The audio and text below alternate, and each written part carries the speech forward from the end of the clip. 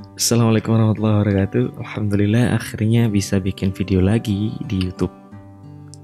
Di YouTube mungkin juga di TV sih insyaallah. Nah, hari ini saya ingin membahas sedikit tentang aksi dan reaksi. Tentang sikap kita ketika mendapatkan respon yang berbeda dari orang lain. Respon yang berbeda dari orang lain yang mungkin kita nilai itu adalah hal yang kurang baik. Nah, kita mulai dari sebuah sedikit cerita.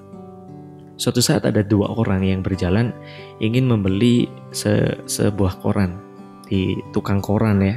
Biasanya di jalan raya tuh ada tukang koran. Nah, kemudian ketika dua orang ini beli, anggap aja Sofyan sama si Sofi. Kok mirip ya? Ganti aja. Sofyan sama Toyib lah, Bang Toyib ya. Nah, si Sofyan ini adalah pelaku utama kita. Dan si Bang Toyib adalah teman yang nemenin si Sofyan untuk beli koran. Nah, si penjual koran namanya si Bagus lah, anggapnya Bagus. Oke. Nah, suatu ketika si Sofyan sama si Toyib ini beli koran ke si Bagus tadi. Si Toyib sama si Sofyan datang ke tempat koran tadi, beli. Bang, beli koran ya? Ya. Nah. Pinten bang? 7.000. Niki otrone, niki duite. Ya, wis. Terus si Toyib tanya, Yan Sofyan, kok kamu tetap baik seperti itu sih kalau beli? Dia penjualnya kok gitu ya, cuek banget, nggak sopan banget loh sikapnya sama pembeli sama kita. Terus kata si Sofyan, lah, emang kenapa? Dia emang kayak gitu kalau penjual. Dia emang kayak gitu ciri-cirinya. Dia punya karakter sendiri. Harusnya dia, kata si Toyib, harusnya dia nggak gitu kalau sama pembeli. Harusnya dia punya cara yang sopan supaya pembelinya nyaman. Bentar, kata si Sofyan.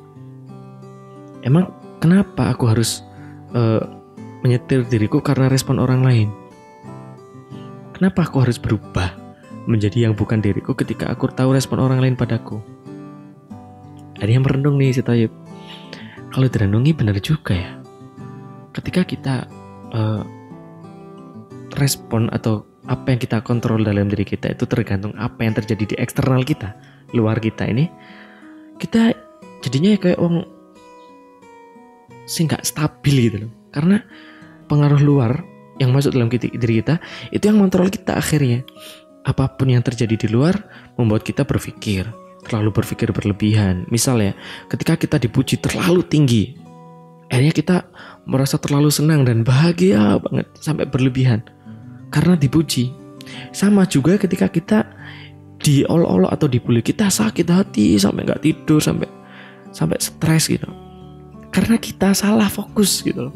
Karena kita salah setir. Karena kita terlalu memikirkan omongan orang lain. Karena kita terlalu memikirkan respon orang lain kepada kita. Kalau kita fokusnya adalah setir, yang berhak nyetir diriku ya ada diriku sendiri.